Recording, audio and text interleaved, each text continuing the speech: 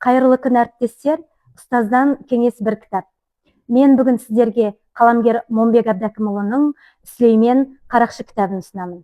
Бір ғана шешім, бір сәт адамның тағдырын өзгертеді. Сүлеймен қылмыскер емес. Өмірдің ауыр соққысынан сүрінген тағдыр иесі. Алайда оның бойындағы табандылық, ержүректілік оны қайтадан биіктетеді. Сүлейменнің жүрегіндегі ар, намыс, әділдік іздеу мен өкініш барлығымызға таныс, адам жанын тербейтін сезімдер.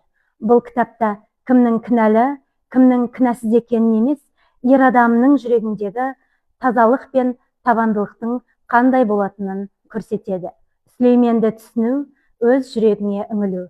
Ал оқи бастағанда сіз де үнсіз қаласыз. Өйткені қиындық әлсізді сындырады, ал қайсар жанды шыңдайды. Біреу үшін ол қарақшы, ал біреу үшін адалдық жолында күрескен ер. Кейде дұрыс жол таңдау қателіктен басталатынын дәлелдейтін тағдыр жолы. Ерлік, адалдық, өкініш, рух пен намыс осы кітаптың өзегінде.